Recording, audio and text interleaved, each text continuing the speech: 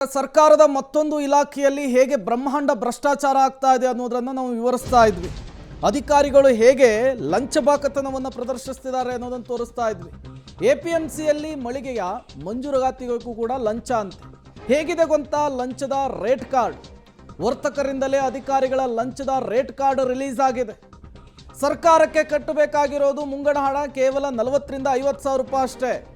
ಆದರೆ 50,000ದಿಂದ 20 ಲಕ್ಷದವರೆಗೂ ಕೂಡ ಲಂಚವನ್ನು ಕೇಳ್ತಾ ಇರುವಂತಹ ಆರೋಪ. ಮುಂದಿರುವಂತಹ ಮಳಿಗೆಗೆ ಹೆಚ್ಚಿನ ಲಂಚವನ್ನು ಕೇಳ್ತಾರೆ ಎನ್ನುವಂತಹ ಆರೋಪವನ್ನು ವರ್ತಕರು ಮಾಡ್ತಾ ಇದ್ದಾರೆ.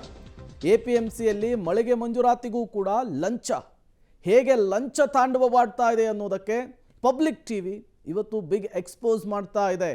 ಯಾವ ರೀತಿ ಅಧಿಕಾರಿಗಳು ವರ್ತಕರ ರಕ್ತವನ್ನು ಹೀರ್ತಾ ಇದ್ದಾರೆ, ಹೇಗೆ ಲಕ್ಷ ಲಕ್ಷ ಪೀಕ್ತಾ ಇದ್ದಾರೆ ಅನ್ನೋದಕ್ಕೆ ಪಬ್ಲಿಕ್ ಟಿವಿಯ ಈ ಬಿಗ್ ಸ್ಟೋರಿಯೇ ಬೆಸ್ಟ್ ಎಕ್ಸಾಂಪಲ್. ಮತ್ತಷ್ಟು ಡೀಟೇಲ್ಸನ್ನು ಕೊಡ್ತಾರೆ. ಪವಿತ್ರ ನೇರ ಸಂಪರ್ಕದಲ್ಲಿ ಜಾಯ್ನ್ ಆಗಿದ್ದಾರೆ. ಪವಿತ್ರ, ಪ್ರತಿಯೊಂದಕ್ಕೂ ಕೂಡ ರೇಟ್ ಕಾರ್ಡ್ ಇದೆ ಅನ್ನುವಂತಹ ವಿಚಾರ ಗೊತ್ತಾಗ್ತಾ ಇದೆ. ಅಂದರೆ ಇದರಲ್ಲಿ ಕೇವಲ ಅಧಿಕಾರಿಗಳು ಮಾತ್ರ ಅಲ್ಲ, ಮೇಲಿನವರು ಕೂಡ ಭಾಗಿಯಾಗಿದ್ದಾರೆ ಅಂತ ಅರ್ಥನಾ? ಎಲ್ಲ ಗೊತ್ತಿದ್ದು ಏನೂ ಗೊತ್ತಿಲ್ಲದಂತೆ ನಟಿಸ್ತಾ ಇದ್ದಾರೆ ಅಂತ ಅರ್ಥನಾ? ಹೇಗಿದು ಪವಿತ್ರ?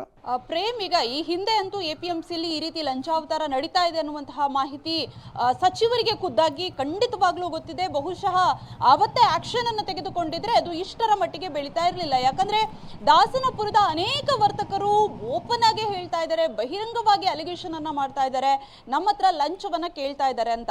ಇನ್ನೊಂದು ಕಡೆಗೆ ಆ ಅಧಿಕಾರಿಗಳು ಎಷ್ಟು ಸೂಕ್ಷ್ಮವಾಗಿ ಇದ್ದಾರೆ ಅನ್ನುವಂಥದ್ದಂದ್ರೆ, ವರ್ತಕರನ್ನ ಕಚೇರಿಯ ಒಳಗೆ ಬಿಡುವಂತಹ ಮುನ್ನ ಮೊಬೈಲ್ ಫೋನ್ ಅಲೋ ಇಲ್ಲ, ಸ್ಮಾರ್ಟ್ ವಾಚ್ ಅಲೋ ಇಲ್ಲ, ಕನ್ನಡಕ ಅಲೋ ಇಲ್ಲ, ಈ ರೀತಿ ಅನೇಕ ಕಂಡೀಷನ್ಗಳನ್ನ ಹಾಕ್ತಾರೆ ಅಂತ. ಅಂದ್ರೆ ರಹಸ್ಯ ಕಾರ್ಯಾಚರಣೆ ಏನಾದ್ರು ಮಾಡ್ತಾರಾ ಅನ್ನುವಂತಹ ಆತಂಕದಲ್ಲಿ.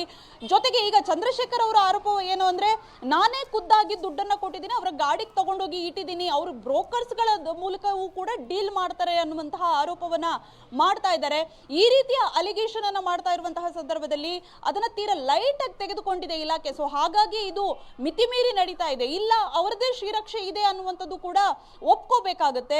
ಸೊ ಇಷ್ಟೊಂದು ದೊಡ್ಡ ಮಟ್ಟದ ಸಂಚಲನವನ್ನ ಮೂಡಿಸಿದ್ರು ಕೂಡ ಅಧಿಕಾರಿಗಳ ವಿರುದ್ಧ ಆಕ್ಷನ್ ಇಲ್ಲ ಅಂತಂದ್ರೆ ಏನ್ ಮೆಸೇಜ್ ಕೊಡುತ್ತೆ ಇದು ಅನ್ನುವಂಥದ್ದು ಸಚಿವರು ಅರ್ಥ ಮಾಡ್ಕೋಬೇಕು. ಬಹುಶಃ ಈಗ ಖುದ್ದು ಸಚಿವರಿಗೆ ಒಂದು ಲೆಟರ್ ಅನ್ನ ಕೂಡ ಬರೆದಿದ್ದಾರೆ. ಜೊತೆಗೆ ರೇಟ್ ಕಾರ್ಡ್ ಅನ್ನ ಖುದ್ದು ವರ್ತಕರೇ ರಿಲೀಸ್ ಮಾಡಿದ್ದಾರೆ. ಆ ರೇಟ್ ಕಾರ್ಡ್ ಅನ್ನು ನೋಡ್ತಾ ಇರಬಹುದು ಪ್ರೇಮ್, ಯಾವ ರೀತಿ ಅಂದ್ರೆ 50 ಲಕ್ಷದವರೆಗೆ ಡಿಮ್ಯಾಂಡ್ ಮಾಡ್ತಾ ಇದ್ದಾರೆ ಅಧಿಕಾರಿಗಳು ಎ ಬ್ಲಾಕ್ ನ ಮಳಿಗೆಗಳಿಗೆ. ಅಂದ್ರೆ ಫ್ರಂಟ್ ಸೈಡ್ ಏನ್ ಮಳಿಗೆಗಳು ಬರುತ್ತೆ, ವ್ಯಾಪಾರ ಹೆಚ್ಚಾಗುವಂತಹ ಮಳಿಗೆಗಳಿಗೆ ಅನ್ನುವಂಥದ್ದು. ಸೊ ಹಾಗಾಗಿ ಇನ್ನಾದ್ರೂ ಸಚಿವರು ಎಚ್ಚೆತ್ಕೊಳ್ತಾರ ಏನು ಅನ್ನುವಂಥದ್ದು ನೋಡಬೇಕು. ಪವಿತ್ರ, ಆ ರೇಟ್ ಕಾರ್ಡ್ ಕೂಡ ನಾವು ನೋಡ್ತಾ ಇದ್ದೀವಿ ಹೇಗಿದೆ ಅಂತ ಅಂದ್ಬಿಟ್ಟು. ಇದಕ್ಕೆ ಮಾನದಂಡ ಏನು ಅಂತ ಅಂದರೆ, ಎಂಟ್ರೆನ್ಸ್ನಲ್ಲಿರುವಂತಹ ಮಳಿಗೆಗಳು ಸ್ವಲ್ಪ ಕಾಸ್ಟ್ಲಿ, ದೂರದಲ್ಲಿರ್ತಕ್ಕಂಥ ಮಳಿಗೆಗಳಿಗೆ ಸ್ವಲ್ಪ ದುಡ್ಡು ಕಡಿಮೆ, ಈ ಥರನ ಹೆಂಗೆ?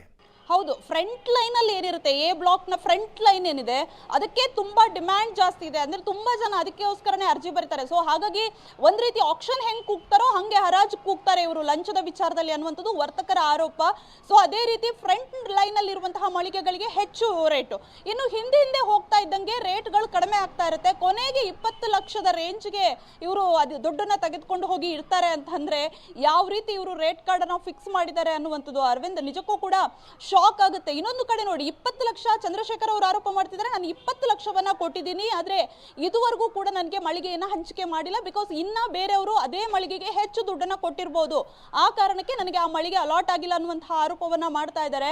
ಒಂದು ಕಡೆಯಿಂದ ವರ್ತಕರದು ಕೂಡ ತಪ್ಪಿದೆ. ಯಾಕಂದ್ರೆ ಇಷ್ಟೊಂದು ದುಡ್ಡನ್ನ ಡಿಮ್ಯಾಂಡ್ ಮಾಡುವಾಗ ನೇರವಾಗಿ ಪೊಲೀಸ್ ಕಂಪ್ಲೇಂಟ್ ಕೊಡಬಹುದಾಗಿತ್ತು, ಅಥವಾ ಲೋಕಾಯುಕ್ತನೋ ಅಥವಾ ಸಚಿವರಿಗೆ ಖುದ್ದಾಗಿ ಎಲ್ಲರೂ ಕೂಡ ಭೇಟಿ ಮಾಡಿ ಅಲಿಗೇಷನ್ ಅನ್ನ ಮಾಡಬಹುದಾಗಿತ್ತು. ಬಟ್ ಅವರು ಕೂಡ ಕೊಟ್ಕೊಂಡೇ ಬಂದಿದ್ದಾರೆ ದುಡ್ಡನ್ನ. ಮಳಿಗೆಗಳು ಬೇಕು, ನಮ್ಮ ಜೀವನ ನಡಿಬೇಕು ಅನ್ನುವಂತಹ ಕಾರಣಕ್ಕೆ ಆ ಅನಿವಾರ್ಯತೆಗೆ ಅಧಿಕಾರಿಗಳು ಕೂಡ ತಂದಿಟ್ಟಿದ್ದಾರೆ ಅಂತ ಅನ್ನಿಸ್ತಾ ಇದೆ.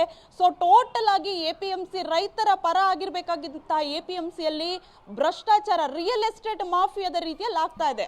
ರೈಟ್, ಥ್ಯಾಂಕ್ ಯು ಪವಿತ್ರ, ತಮ್ಮೆಲ್ಲ ಮಾಹಿತಿಗೆ ಧನ್ಯವಾದ.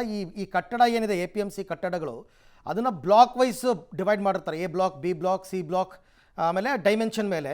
ಅದರಲ್ಲಿ A block front line 50 lakh ತನಕ ಡಿಮ್ಯಾಂಡ್ ಮಾಡ್ತಾರೆ.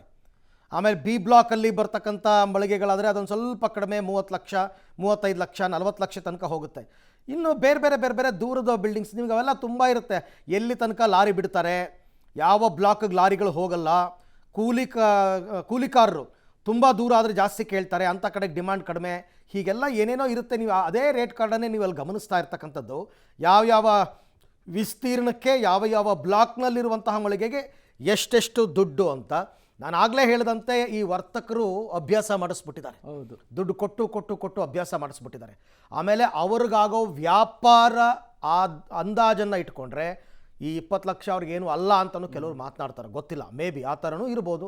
ಅಭ್ಯಾಸ ಮಾಡಿಸಿದ್ದೀರಾ, ನೋಡೋಣ ಸರ್ಕಾರ ಏನಾದರೂ ಇದಕ್ಕೆ ಸಂಬಂಧಪಟ್ಟಂತೆ ಕ್ರಮ ತಗೊಳುತ್ತಾ ಅಂತ.